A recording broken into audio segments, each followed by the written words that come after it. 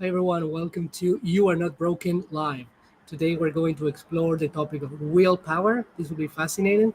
I go live every Saturday at 11 a.m. Eastern Time, and I am very pleased that you made the time to show up today. Hopefully, learn a lot and get to know me a little better. So, how is that? I'm going to share my screen real quick so that I can show you what's in store for you today. Let's go. In case you're wondering, I am live streaming on Facebook, but also on YouTube and on Instagram. Hopefully, that will expand over time. I am looking forward to that. So, let's get started.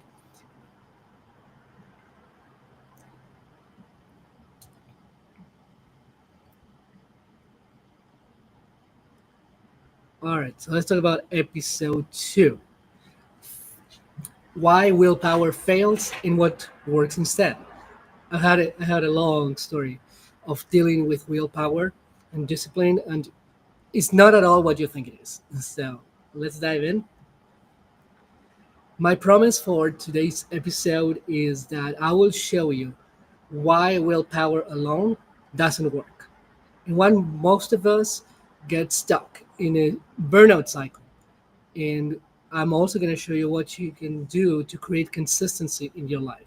Consistency that will last, not that will eventually dry out because you're beating yourself up too much because you're working really, really hard. So let's change the game. How is that?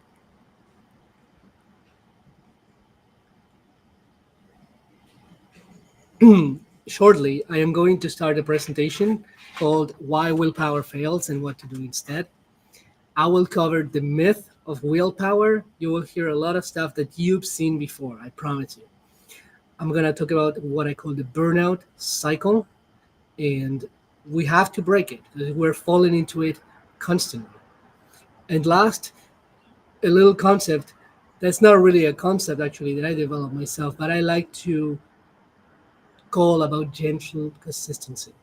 This is not something I created, but it will really make a difference to how you approach personal development and to how you set yourself up to accomplish your goals.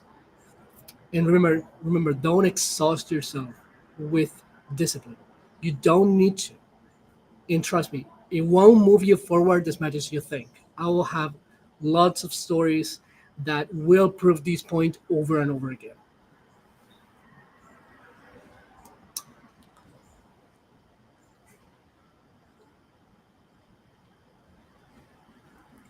Then we're gonna have a little segment that I love to call Journal with Patrick. I am a big fan of journaling, and to be honest, most of my journaling experience comes from my own method. I developed this method called the one page game, and I'm going to show you real quick. I've been writing since December 2024. It's going to be a year in a couple of months, and I've been filling all these journals, right? So one, two, three, and this is my journal number fourth, which I started this September. I really enjoy the process. I think it's really helping me move forward. But during the our Journal with Patrick segment, we're going to talk about willpower. We're going to put this on paper together. So there will be some prompts that it's what you're seeing on screen. So basically, just to get you started now, before we get to that section, remember, think about a time where you really, worked hard and put all your heart, all your intention into making something work, into accomplishing something, but it didn't quite work. So we're gonna, reflect on that a little bit. I might share another story or two, but you will see plenty of them. So you don't have to worry about that. About not having enough stories and lessons because there will be plenty. The next section is what I like to call AI experiments with Patrick. I'm a really big fan of AI. It's really changing my life. And I think that one of the biggest benefits of using AI, you don't have to think about the laziness or, you know, letting it do your own homework for you. To me, AI is a key tool to defeat procrastination. So if you're the kind of person who deals with this problem on a regular basis, AI will help you big time. And every week, I love to run at least one or two experiments to see how I can solve a certain part of my life, right? And I find this mostly beneficial. And honestly, almost every day I have some sort of idea, and I probably run one or two experiments. And I love to show them here because you can benefit from this.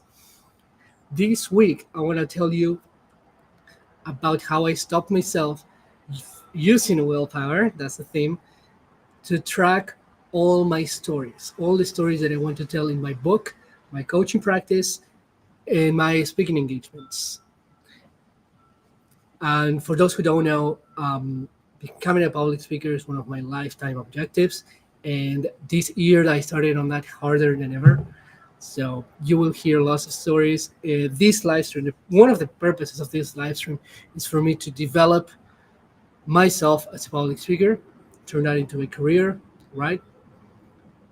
So I'm already doing the work, and I'm very pleased. And let me tell you a little bit about these stories. It goes back to a little exercise that I learned from Eric Edmeades, who I met through Mind Valley, which is a massive personal development platform. And he talks about this really cool habit called the story journal.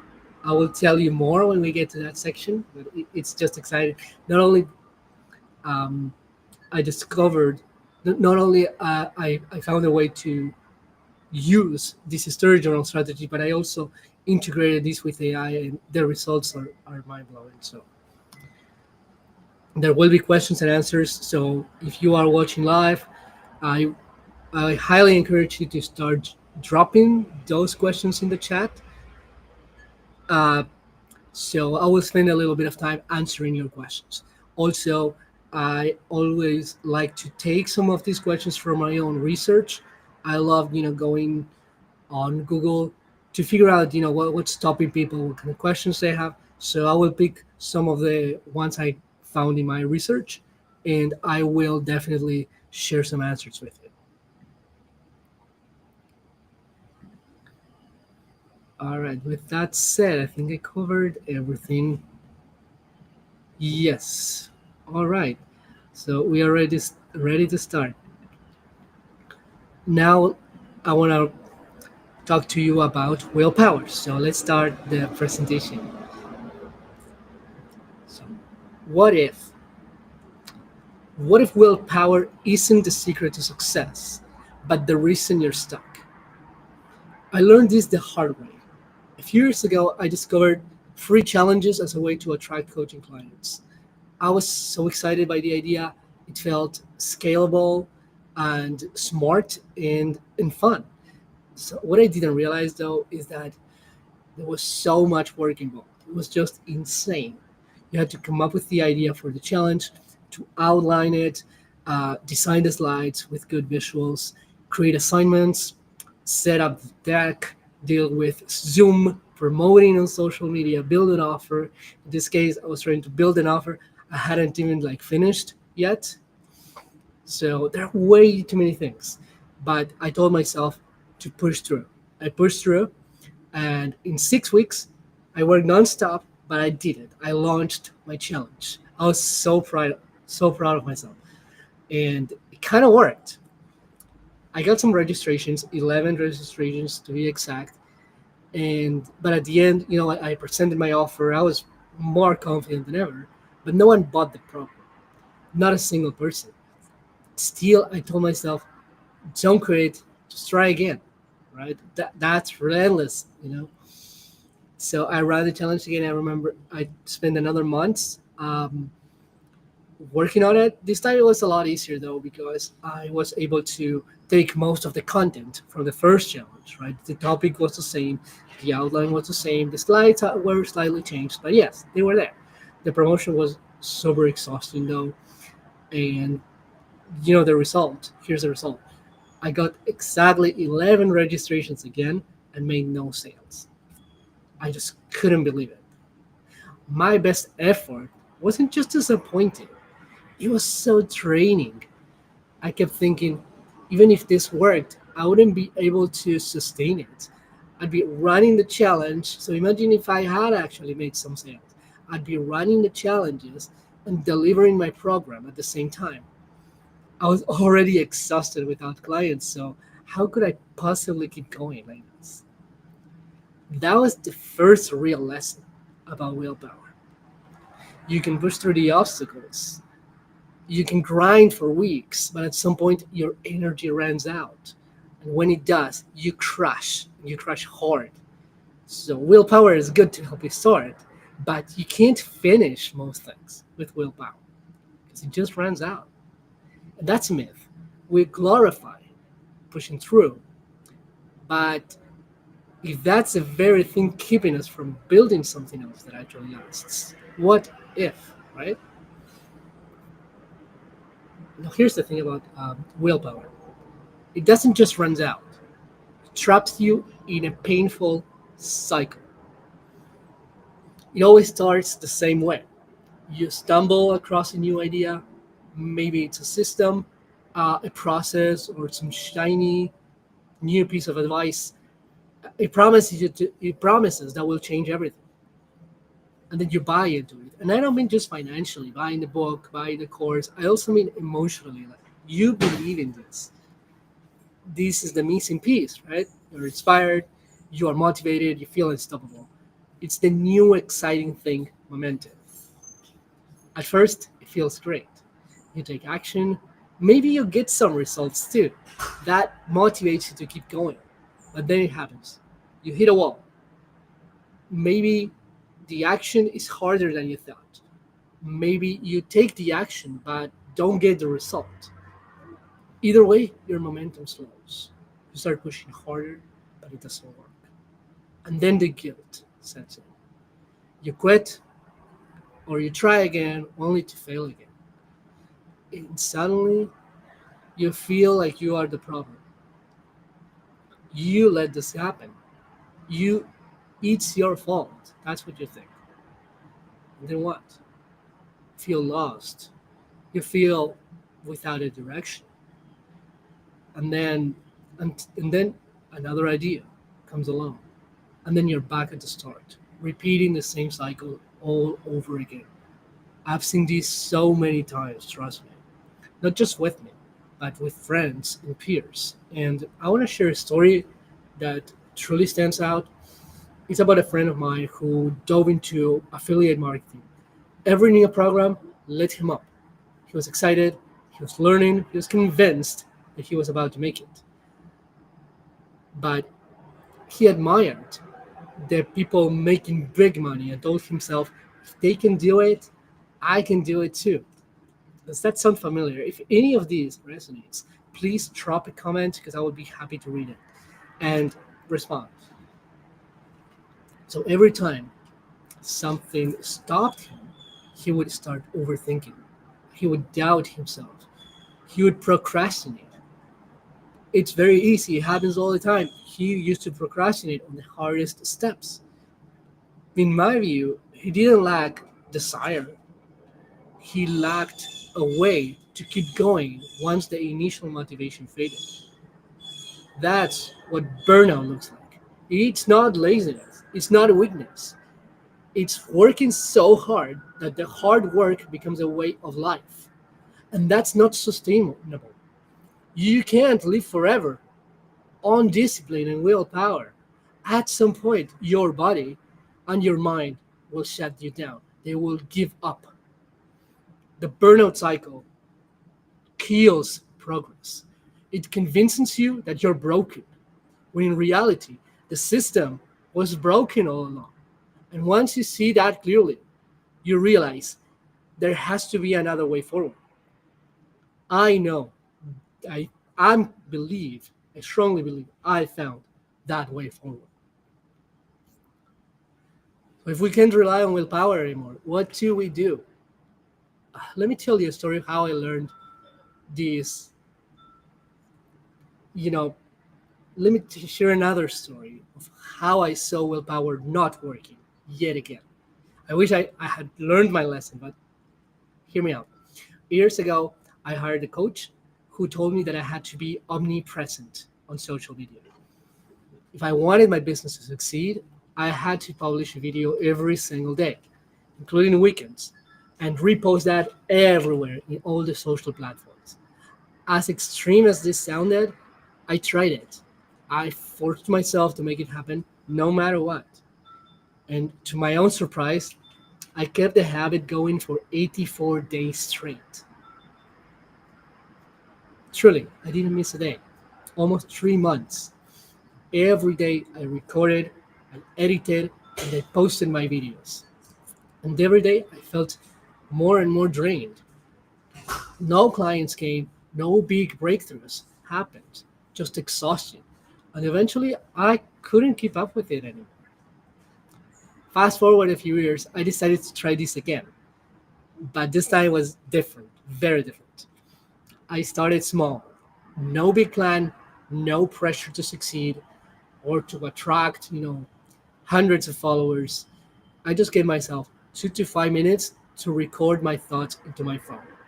So I would literally grab my phone like this and turn ChatGPT and just talk into it. I knew ChatGPT could transcribe my thoughts. I could use the text for some really good content, and that all I would do. And not every single voice note turned into content. To be honest, some things I would just never publish, and I will do it just for myself because I was practicing out loud, and this was important for me because I wanted to get more clarity on my ideas in practice public speaking. So it was simple, it was doable, and it stuck. I was doing it every day. It was so easy for me to do. Within 2 weeks, I had it had already become a natural part of my routine. I would step away from my desk, grab a coffee, sit outside, and speak into my phone. Imperfect, judgment-free, effortless. One day, unexpectedly, this is the exciting part.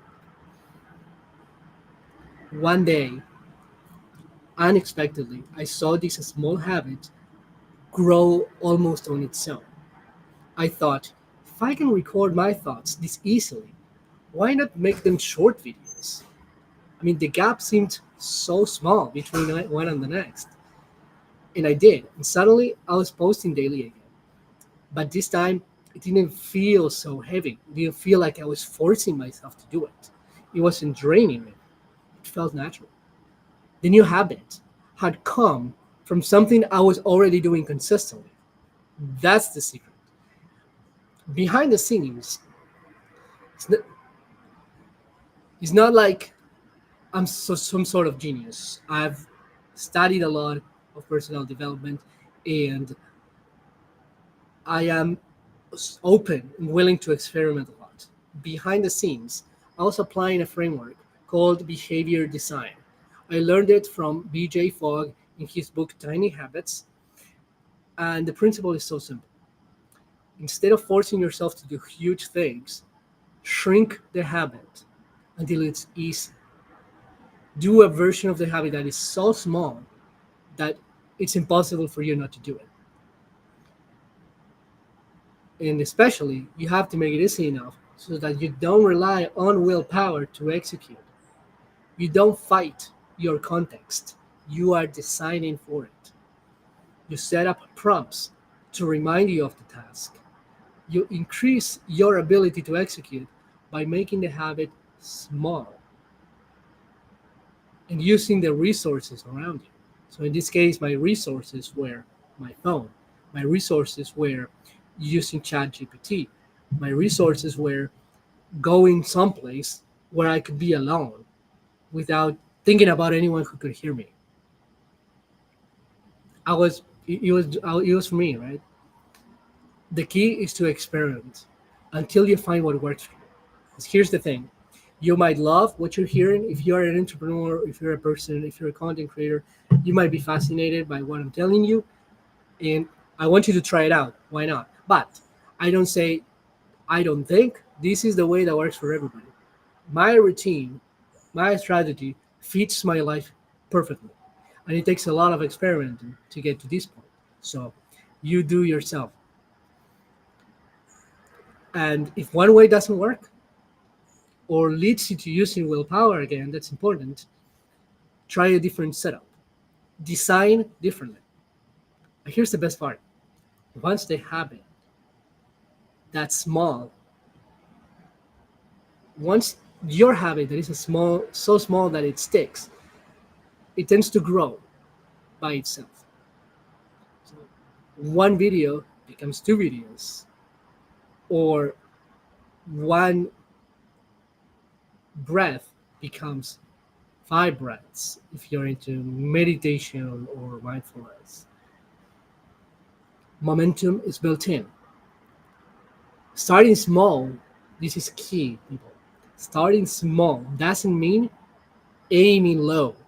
It means building habits that fit your life as it is, not as it should be. And once they fit, they stick. Gentle consistency beats extreme willpower every single time. Now I want to talk about another story where I used behavior design that I think will be helpful for you. A while back, I'm talking about this year, I decided I wanted to message every single one of my Facebook followers. At this time, I had about 1,100 people on my list, and at first the idea sounded so smart, personal, effective, and the way to connect directly with my people. But almost immediately, I started to feel overwhelmed. I did math, 1,100 people would take forever to do. Then I started procrastinating, and for a few weeks, nothing happened. Then, then I had an idea. I thought I had the solution. I discovered that you can go on Facebook to your settings and get a list of all your friends and followers. So what I did was to get that list and print it out. This is me experimenting, people. My plan was to message each person and then check them off of the list. Right? That sounded like it was going to work perfectly. It was organized, and it was going to give me that sense of progress every single time. It seemed like a great little system, except that it didn't work. The paper sat on my desk untouched. I had failed again. A micro lesson here, by the way: checklists don't work too well with me. So if you are the kind of person who tried to force himself into checklists, please know that it's okay if they don't work for you. Leave me a comment if you've tried checklists and didn't work for you. So that's when I went back to behavior design. I asked myself, what's the absolute smallest step I could take? And I gave myself one simple rule: send one message a day. That's it, just one. I wasn't thinking about spending the next 1,100 days. I just took that idea off my mind altogether. I knew I was making progress. I knew that habit was so small that I could stick to it. It took less than a minute. I would open my Messenger app and then just type a short note. I was looking to connect with people that I hadn't talked to for a while. So then I would say like, "Oh, what have you been up to?" I had a lot to share, which I did, right? Then I hit send and boom, it was done. And what's really crazy too is that when you have the intention of going small, often you go a little bigger. Many days I tell myself I will write one message. That's how I kill overwhelm. And then, once I'm in the going, once I'm moving, I continue moving. That's the definition of momentum. Many times I will finish typing my message, and I will just look for another person to send another message. And sometimes I send three messages, some days I send five messages, and I'm not the kind of person who will track everything. I know I'm just doing it consistently. Now, the important part is not to get stuck. And if I had a bad day, I can always go back to one, be done, and call it enough, right? So what surprised me is that this small action completely changed the way I felt about the task. I was no longer facing this like an achievable big project. It was a daily win. I wasn't feeling behind. I was feeling the progress. I was feeling like I was good enough. If you've had opportunities where failing made you feel like you were not good enough, drop me a comment because this is too painful not to say it to anybody. Please share it with me. I won't judge. All of a sudden, I was no longer thinking about how many people I had to talk to. I just told myself I was creating a connection and I was sticking to the habit. I wasn't relying on bursts of motivation. I wasn't forcing myself to just do it. I had a setup that worked for me and not against me. And that's the beauty of behavior design. It's adaptable, it's compassionate, and in the end, it will always be more effective than willpower. If you go big from the start, you're more likely to be inconsistent and eventually quit. You accomplish more by going small. Let me repeat that. You accomplish more by going small. And so here's the big lesson: willpower always fails in the long run. I think I've covered that plenty. It doesn't even matter how disciplined you are. In the end, you will tire yourself out. It's not you, it's the very nature of willpower. You can go fast for a while, but you can't sustain it. I like to think of it like swinging an axe. If the blade is sharp, you don't need much force. But if it's dull, you can swing as hard as you want and still make no progress. You will eventually beat the tree and make it fall, but only if you can endure the hard work and the frustration of not making it happen soon enough. You will be proud of yourself, but you also are going through so much unnecessary pain. Here's what's interesting: a lot of people know this deep down. They do. We've all had moments where we pushed, we burned out, and swore we would never put ourselves through that again. But when the next challenge comes along, we fall back on the same try harder approach. It's almost like we've been conditioned to believe that struggling is your badge of honor, that the harder it feels, the more worth it must be. Our culture, this is the bigger problem. Our culture loves and admires the stories of self sacrifice. It's seen as discipline, as determination and courage. But what if you can't keep up with it? What if you never reach the end of your hero's journey? That's what happens to most of us. We sacrifice a lot and never get to see our parade. It's not because we quit too soon. It's because this is a paradigm that only works when the majority fail. We need a new paradigm of self improvement. One where more people win. One that doesn't require extreme sacrifices. One where progress is inevitable. So use willpower wisely. Don't exhaust yourself with discipline. You don't need to. And trust me, it won't move you forward as much as you think. Design your actions in ways that feel enjoyable and achievable. If you want to go big, try going small first. Progress comes from small consistency that grows as you grow.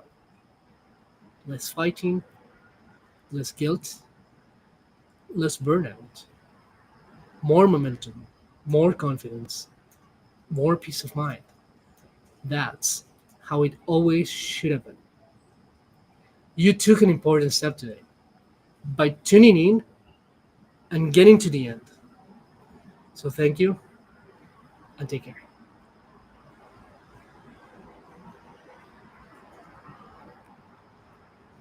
I do hope you love that presentation. I put a lot of heart in it.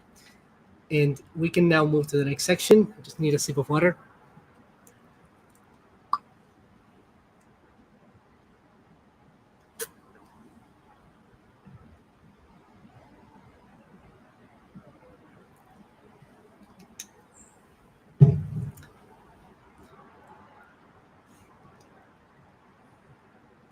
Okay. Journal with Patrick. Okay.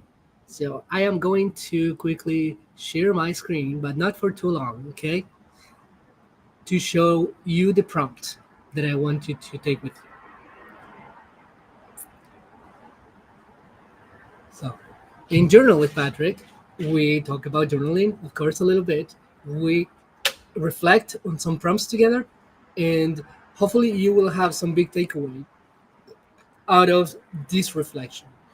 And since the theme of today is willpower, we are going to reflect on willpower. I want you to know that I write what I learned every day. So as some of you already know, I've been writing this journal called the One Page Game. This will turn into a book eventually that I will publish. And my system asks me to go through the same six prompts every single day, and one of them is what I learned today. So, and as you can tell, from so many of the stories that I tell, I am learning constantly. And thanks to that prompt that says, what did I learn today? So today, let's talk about willpower a little bit.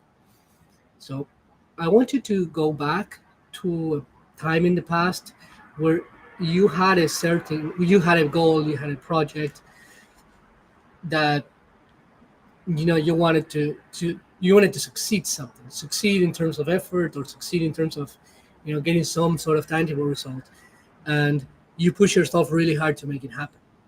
So you did something stop you? Did you actually finish? Did something stop you? Um, what did that mean to you? Did you fail? Did you feel like you were not good enough? Um, I want you to imagine for a moment, recall that moment. What did you do? How did that feel? Were you working really hard? Were you getting tired? Were you lacking sleep? Were you even enjoying that? So I think joy is so important for all our undertakings. So if I was to think about my moments of willpower, I could name so many examples, and I think one of the worst ones were really associated with my goal of growing, having a social media presence. And if I was to, do this reflection on your behalf, you can get on writing, by the way, or at least thinking. I would, talk about my many times I tried to publish consistently on social media, and I failed, and I wasn't enjoying the process. I was killing myself. I had these wild expectations of, creating really good content. That was the expectation I set for myself. I was dealing with perfectionism, and I told myself I will never publish something that I don't like, that I consider low quality, that I consider an attention grab. I've been telling myself that. Many people would probably tell me I was in the wrong business, but it was hard. And I would, you know, just so that you can like use this as inspiration for your own willpower reflection, I would sit down at my desk and come up with a lot of ideas, right? Then I would pick one idea and get on typing. I'm a very good writer. Many times I would just change things a lot. It starts with an outline, and then start writing, filling the outline with paragraphs. Then I would realize that the original outline didn't work, so I would break the outline and then continue writing, and then I would review the thing a few times, and then I would turn that into a post. So many of my posts were going to Facebook. This is one of the many stories I have, and they would be more like blog posts, to be honest. They were not the little post where people say, "Oh yes, me too," or "Oh yes, that's exciting," or "Oh yes, that's inspiring." Like, I'm no, always, and for the most part, I don't like motivational quotes, for example, which plague social media. I think they oversimplify personal development, and they make people look smart when you know I'm not gonna continue down down that road. So I really wanted to publish, high quality content, well written, great ideas, great inspiration, and actionable at the same time. So, but I was, for some reason, I told myself to do this every day, and it was so tiring, and I couldn't keep up with it. And then I would just feel bad about myself, not only because it was hard to keep up with it, but also because it was not attracting enough people. My take now is a little different. I honestly don't look at numbers. I almost don't have any numbered goal, to be honest. If I have any numbered goal, it will be about the things that I can do and I control, and not the things that I don't, like followers, likes, um, sales, conversions, call it whatever you want. I know I'm very, business oriented with my personal development. That's just my story. I've been trying to grow a coaching business, and you see everything that I've tried, right? So I'll give you another minute to continue writing or continue reflecting, and then we're gonna call it a day. In the meantime, as I give you a minute, I am going to uh, go through my journal entries and see if I can find something relevant to today's conversation. So I'm looking at the clock, so don't worry about anything. By the way, I love to track my streaks like this. So I used to do it in written, but now I have a form that I print every month. So I put all my checks if I did the thing, right?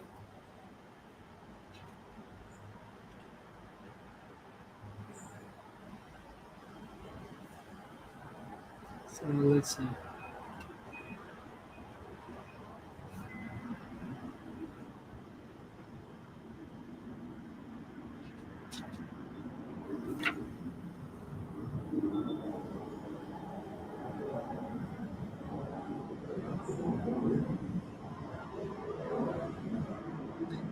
This is an interesting one, actually. So it turns out that in January 7th, 2025, under the prompt, "What is one thing that I learned today?" I wrote, "I am at my best when things don't go according to plan, and I don't justify whatever I did or didn't do." I think I like that very much. I wish I remembered exactly what happened that day, but isn't that so true, though? And you can easily tie this into willpower, because willpower gives us this false sense of control when we are into self improvement, or we're taking any sort of course or coaching program or book that promises to move us forward in some area in our lives. We get this idea that we have so much control over everything, that we just have to kind of have a clear vision and make the perfect plan and follow through, and magic should happen. But honestly, many times things don't go our way, and that's not a bad thing, though, because often life gives us opportunities to change directions for our benefit. So willpower has a lot to do with the need that we have to control everything, because we think that there's this big, to me, almost a paradigm or big belief that we are 100% responsible for our lives, and that's very empowering, but sometimes it can be very shameful too, because when things don't go our way, we think it's our fault. We think we're not doing enough, that we're not working hard enough, that we're not smart enough, and that's the kind of mindset that also takes you to start comparing yourself with other people. Oh, but if other people are so ahead of me in whatever, their marriage, their career, their finances, they are probably smarter than me. If everybody's taking responsibility for their lives, those who are ahead are like more responsible, smarter, hardworking. This is not at all true. So let's keep busting these willpower myths. Like they're so damaging. I hope you had enough time to go through your reflection. And this was Journal with Patrick, and thank you for joining me again. And let's move to the next section. So before I start with this one, I must tell you that I have an issue with speaking and videos and live streams, which is time management. I often go over the hour. I often end up shrinking the last few sections because we don't have enough time. So I want you to know that could happen, but at the same time, I am working on it. So I think we're gonna. I mean, as far as I can see the clock, we're doing great today. So if you struggle with that too, you know, don't beat yourself up. Remember, we're all imperfect, and that's how it's supposed to be. Okay, because imperfection leads to progress. So let's move to the AI section. All right. So I was supposed to stop sharing my screen. There we go. So let's talk about AI. AI is so fascinating. AI experiments is about the things that I do weekly to improve myself a little bit. Basically, I see ChatGPT like this massive problem solving tool, and I use it for almost everything. I will talk about that ChatGPT plenty, but I want you to know that I also use many other uh, AI tools. Because ChatGPT, for instance, cannot create as well. I haven't really used it to create videos, but I think it does create videos, but I use different programs for creating images and videos, for example. So let's talk about text a little bit, and it's more than text because it allows you to create and to read and create files. So in order to get you started on the subject, remember that we're not just trying to outsource our entire life to ChatGPT. What we're trying to do is to defeat, to overcome common self-improvement problems, common things that get in your way to success. So to me, one of those problems, one of the biggest problems, is procrastination. And I was dealing with procrastination earlier, earlier this year. And but here's the thing, by the way, I really need to throw this nuance here. You, if you procrastinate on anything, you're not a procrastinator. Okay. First of all, identifying yourself with the problem that you have is very self-destructive. It's like a self-fulfilling prophecy. If you call yourself a procrastinator, you'll procrastinate more. And second is that because every task is different, every habit is different, we procrastinate on so many things and we don't on so many others. I am so conscious of the things that I'm consistent at and the things that I'm not consistent at. But here's the thing: when you're not consistent at something, your job, your due diligence here is not to be perfect at everything. Is to deal with your inconsistency one thing at a time. Okay, so I want you to talk about. I want to talk about something really awesome. So, as you heard me say in other places, uh, I want to become a professional public speaker. I think I'm doing awesome this year. You can follow my journey on social media. But anyway, I want to share with you this template.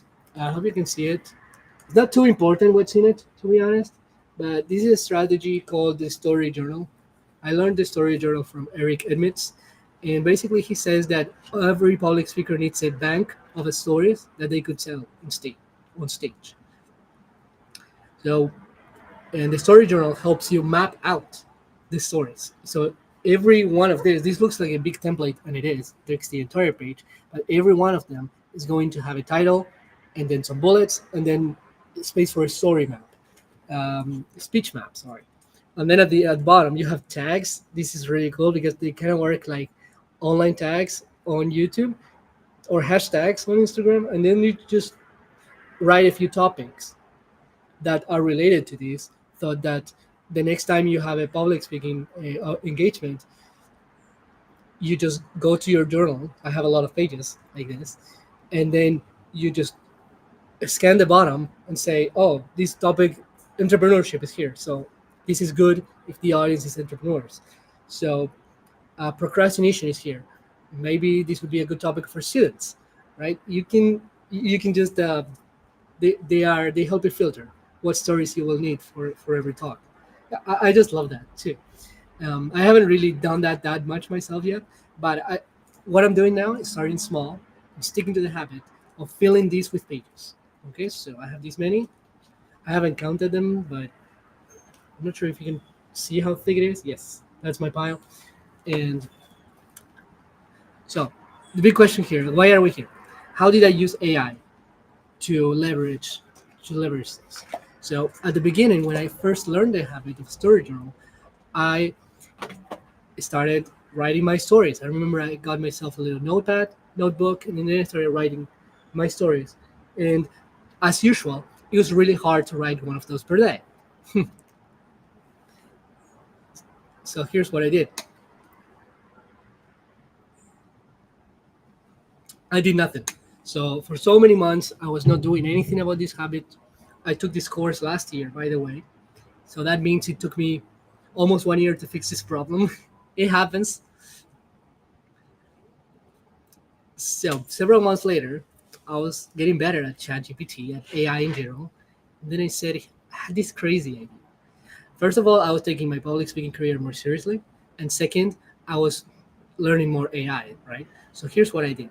I took ChatGPT and I gave it this template, the story journal template, and I told ChatGPT, I want to I want I want to share some stories with you, and I want you to summarize them in a way that they fit the template. So I have a setup of two screens when I work, and I have one screen here, one screen here. So I was talking to ChatGPT on one of them, and I had my story journal template open in the other. So once ChatGPT gave me my output, which was really good, by the way, I copy and pasted everything into the template, and then once I had that, I printed that, and then I'm adding everything to my binder, right? What you just saw.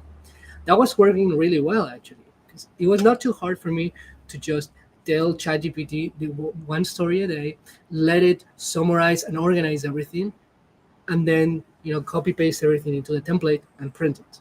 So I was adding one page a day. What I started to realize though is that if I had any other project coming up or on any given week, I would usually add fewer stories to my story journal. So I don't work on weekends, so it's always five. When I mean every day, I always mean 5 days.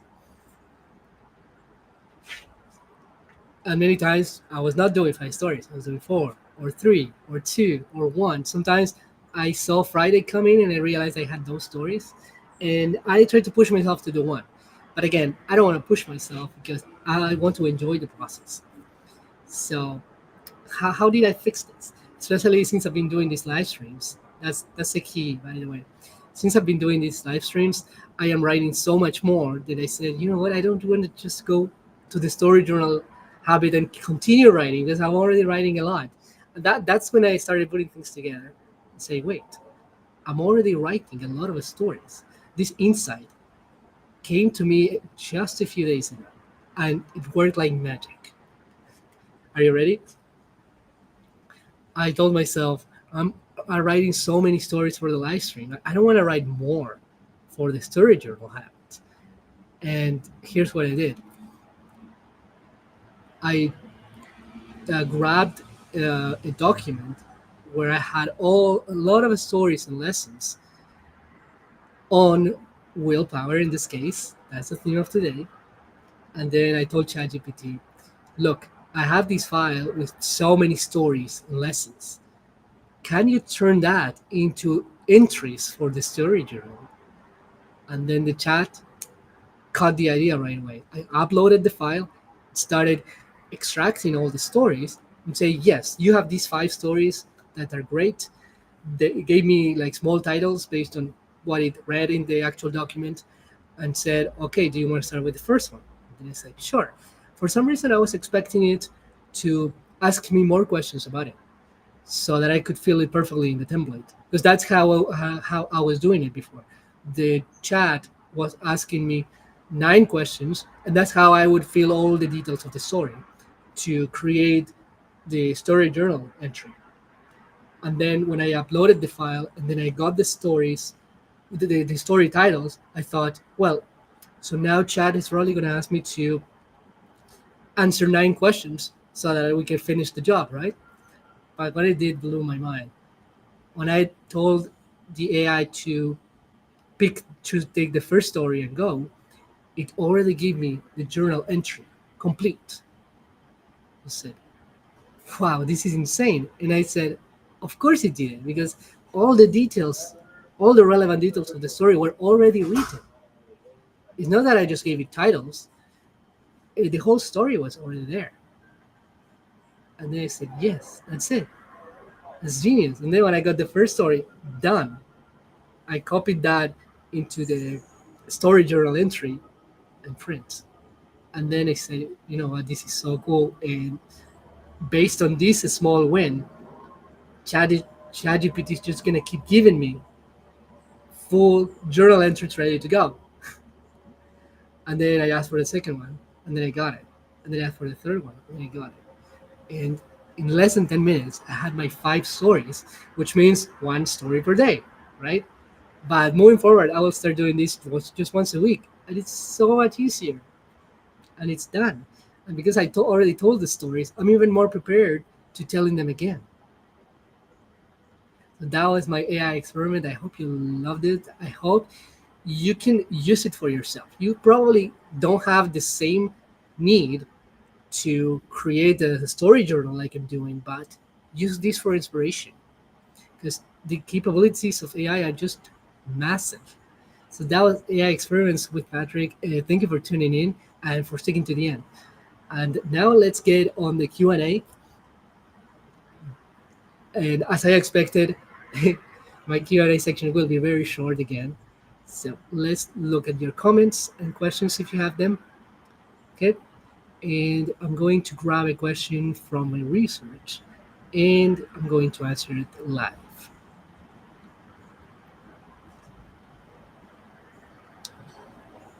Just will take me a minute.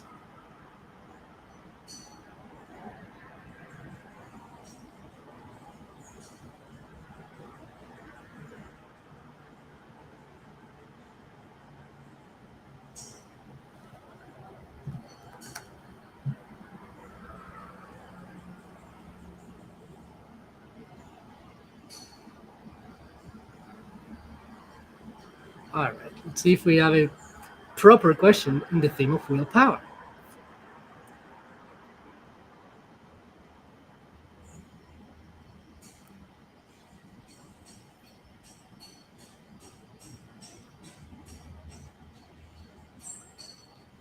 You're gonna love this one. So, how do I balance personal growth with a busy schedule and daily responsibilities? And I'd be pleased to answer the question. And the reason why is because I have a very busy schedule. So, to me, the place I would start is to look at your routine. I've actually done this a few times to see exactly what you do on any given day. Let's call it a routine day. So if you are like most people, I think you probably your days are roughly consistent. You have weekdays and you have weekends. So just take a week that's normal, not one where you have a big event or a vacation or you're going to a wedding. Try to take a normal week and try to spend some time writing down the things that you do every day, and then you that will give you a clear picture of what you do when and how every single day. Sounds like a long exercise, but it's probably just one page that you're writing here, and then you can even just think about it. Like my mind helps a lot. I don't have to write everything, and look at how you can blend your personal development habits into your routine. Because if you don't do that, things are not going to work. I think this is relevant to the theme of willpower. So let me give you an example. I think drinking water, I just did. Drinking water is a great example. So it may sound crazy, but probably I wouldn't be surprised if some people think that they don't have time to drink enough water every day. So I want to tell you my experience. So, first of all, I found it really powerful motivation for drinking water. Uh, Around 9 years ago, I started singing. I love singing, and then I took a course, and then I started, improving my skills. And I remember that the teacher said that drinking water is so important for singing, that there are people who there are singers who drink water and those who don't drink enough water. So what they meant to say by that is that it's really important. Hydration is key for singing well. And then I said, well, I've always been wanting to drink water, but now I have this massive motivation, so let's do it. You can reframe things differently for whatever habits you want to build, but yes. And then the next step was, okay, how or when am I going to do this? So at my workplace, I have a water fountain that's in front of my desk. Like, I just have to walk a few steps of away from the desk, and then I'll just get there. So environment is important, because if the water is super accessible for you to get, you're gonna get it. You're more likely to get it because it's not hard work. If you are in your bedroom lying down on your bed and you have to walk all the way to the kitchen to get your water, it's gonna be harder, right? Which takes me to the next thing, which is bottles. So if you have a bottle, mm, I'm talking about balancing things, right? So by taking these small steps, I'm making it easy, I'm making it small, and I'm making it effortless. And another one is the bottle. So I have a bottle. I've been using a bottle for many years, and I got into this habit. First is that once I fill the bottle, it's with me. I don't have to go anywhere to keep drinking. That's so important. That makes it effortless, natural. The next thing is that I got myself into a very easy habit, actually, which is that every time this is empty, I fill it up again. So every time this is empty, I fill it up again. And the last thing that I wanted to share, which I'm not may not be the most useful thing, but I like to drink filtered water. And I had a jug at my place that filters the water. So you just have to fill it, and then it's gonna filter it automatically. And I've been wanting to do work, filter water all the time. The problem is that when I go to work, I have this water fountain, which is super convenient because it's near my desk, but it wasn't filtering the water, not the way I wanted, at least. And then I said, how do I fix this? How do I fix this? For a while, I stopped drinking water because I said, I want it filtered. And then I found this bottle, the one I'm holding now. It has in this big like straw, this big thick straw has a filter inside of it. So I don't really think I need to explain anything more. That fixed the problem perfectly.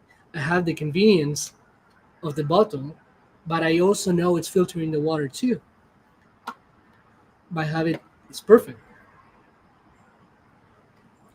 I wish I could answer your question of how to balance personal growth with a business schedule, but that was just a little example. So our time is up. Thank you so much for tuning in to You Are Not Broken Live. And I really hope you take some of these lessons. I mean, this has been a very value packed session, and I am sure, I have no doubt, that you've found some nuggets. So take note and pick one now to start to get started. So thank you again for joining me. This has been a pleasure. I go live every Saturday at 11 a.m. Eastern Time across three platforms: YouTube, Facebook, and Instagram. So take care.